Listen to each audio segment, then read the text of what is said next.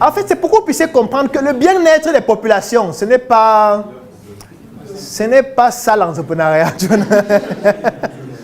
Le bien-être, tu vois, ça c'est l'église. Le bien-être, tout le monde doit être bien dans la vie, se sentir. Non.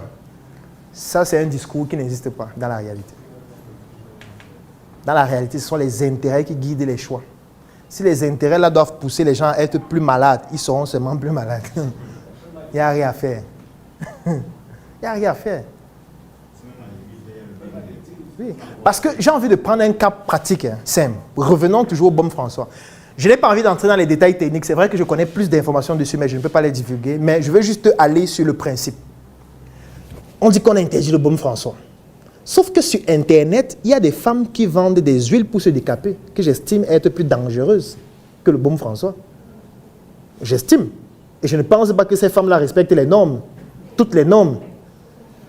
Il y a des femmes qui se lèvent sur Facebook aujourd'hui. Elles font un direct ce soir où elles disent elle a une huile là. En 2 semaines, tu deviens blanche. L'huile là coûte 71 400 la boîte. Et il faut au moins 3 boîtes pour 2 semaines. Les gens achètent, les gens utilisent, les gens en meurent depuis des années. Entre ça et le Baume combat, avec qu'est-ce qui est plus dangereux? S'il faut interdire une chose, ce serait quoi? Qu'est-ce qu'il faudrait interdire? Moi, je partirais sur l'huile, qui est plus dangereuse dans tous les sens du terme. En fait, j'ai envie de dire que c'est complexe. C'est tellement complexe. Parce que si on veut suivre la logique, mais on devrait interdire ça par rapport au Baume. Même si le Baume n'a aucune autorisation. Supposons que les deux n'ont aucune autorisation. S'il faut interdire un en premier, c'est d'abord l'huile. Après le Baume, pas le Baume avant. Donc c'est pour dire que l'entrepreneuriat ne suit pas la logique qui est la nôtre. Elle suit les intérêts de toute personne qui se retrouve impliquée par le business en question. Et ça, on ne le dit pas, mais c'est une réalité cachée. L'autre réalité cachée dans l'entrepreneuriat, c'est le fait que le travail que vous devez mener au quotidien doit être à 95% sur vous et non à l'extérieur de vous.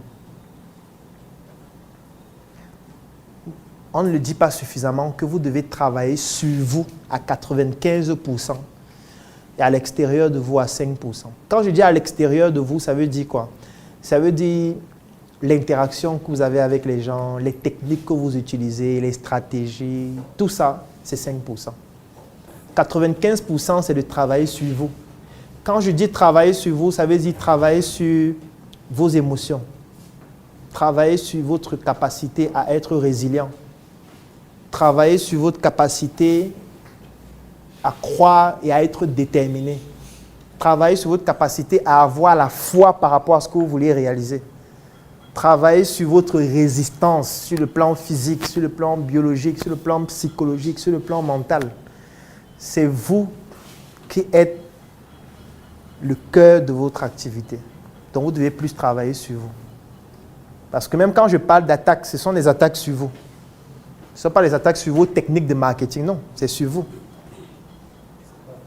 Donc, si vous ne travaillez pas suffisamment sur vous et vous pensez qu'il y a juste des techniques et des stratégies à utiliser qui vont vous permettre de pouvoir progresser, vous êtes en train de passer à côté du plus important.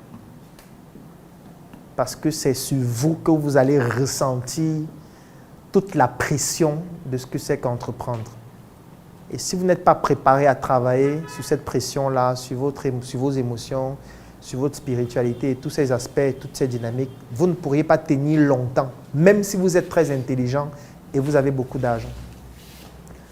Parce que le mensonge qu'on véhicule, c'est qu'il faut être intelligent, il faut avoir de l'argent, le financement, il faut avoir un bon projet, il faut avoir des bonnes stratégies de marketing, se fixer les objectifs. Quand j'entends des trucs comme ça, je dis, bon, c'est bien, mais ce n'est pas... Ça n'atteint même pas 10% de ce qu'il faut en fait. Parce que dans travailler sur vous, je mets aussi la chance. Hein. Oui, parce que la chance intervient en entrepreneuriat. Beaucoup. Personne ne peut vous dire que ce qu'il a actuellement en tant que grand entrepreneur, il le mérite totalement. C'est qu'il ment. Je commence par moi-même. J'ai eu trop de chance. Énormément. Donc, ce n'est pas une question de mérite. Ce que tu réalises, ce n'est pas parce que tu mérites plus que les autres, ou que tu travailles plus, ou que tu dors moins, donc tu es toujours réveillé pour travailler beaucoup. Non, ça n'a rien à voir. Ça participe, mais c'est très faible par rapport à ce qu'il faut vraiment. Quand tu as une base de données de 100 prospects, tu contactes les 100 et puis il y a 40 qui achètent. Tu penses vraiment que c'est parce que tu es trop intelligent? Pas forcément. Ah, peut-être ils avaient déjà l'intention d'acheter depuis pour d'autres paramètres qui ne dépendent pas de toi. Ils sont juste venus s'inscrire, tu les as contactés et ils ont juste fait ce qu'ils voulaient faire peut-être depuis 1 an. Sauf que ce qui a créé ce déterminant depuis 1 an, là, ça ne dépend pas de ton talent ou de tes compétences, non. C'est juste que tu as été là au moment où ils voulaient acheter. Ils ont acheté parce que tu étais là. Il y a des personnes qui veulent investir dans certains secteurs d'activité. Toi, tu es en train de travailler sur ce domaine, tu ne les connais même pas. Un jour, tu en parles et puis ils disent « Waouh, ce domaine-ci, j'ai toujours voulu faire ça. » Et lui, il le fait. Comme il le fait, autant mieux on le soutient. Est-ce que c'est parce que tu es trop intelligent? Ça n'a rien à voir avec ton intelligence. Il y a une grosse part de chance. Je suis d'accord que la chance se provoque parce qu'il a fallu quand même que tu parles de ton projet. Tu dois la provoquer parce que si tu ne dis rien, il n'aurait pas su. Il a quand même fallu que tu te battes pour avoir des prospects. Ça, c'est ton travail personnel que tu fais pour provoquer cette chance-là.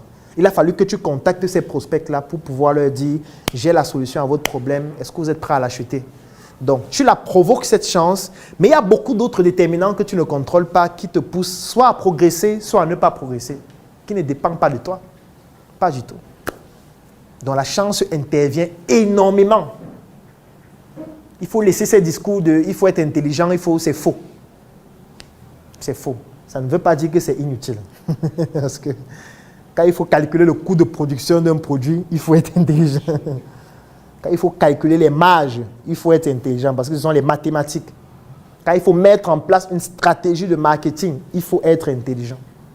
Quand il faut concevoir des fiches produits, il faut être intelligent.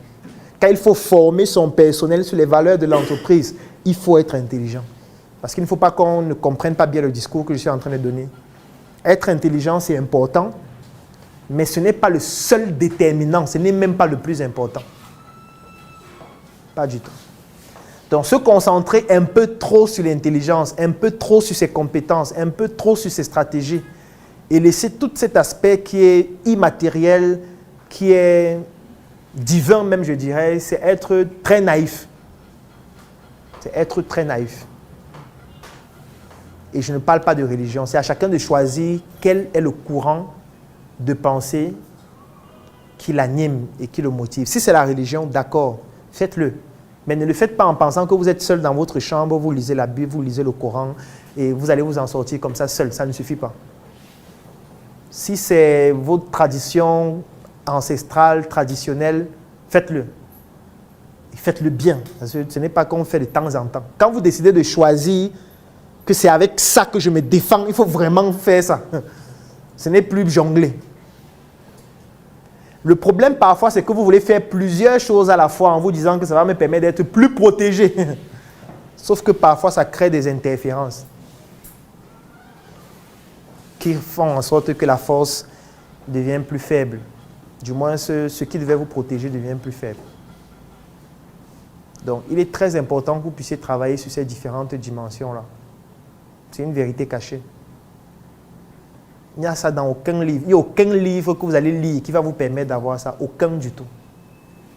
C'est une expérience personnelle, vivante. Vous devez rencontrer des gens, aller au contact des gens, vous découvrir, faire un voyage au plus profond de vous, savoir qui vous êtes, que signifie votre nom, parce que votre nom est un égrégore. Votre nom émet des vibrations. Votre nom a un impact sur votre avenir.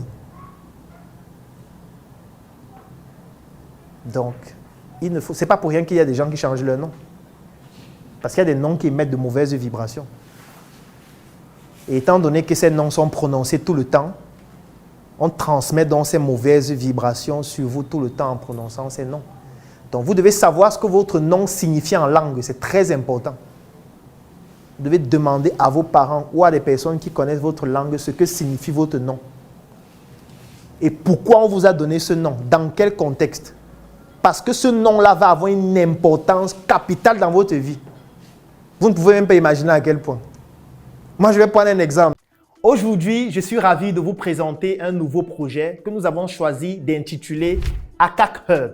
Il s'agit tout simplement d'une nouvelle étape du processus de croissance de nos différentes initiatives dont l'objectif est de centraliser toutes nos entreprises dans un seul lieu unique à Yaoundé. Et si toi aussi, tu souhaites nous accompagner dans cette initiative, je vais laisser un lien dans la description de cette vidéo et en commentaire. Tu cliques sur ce lien afin de pouvoir rejoindre ce projet qui permettra aux Africains d'exporter l'excellence.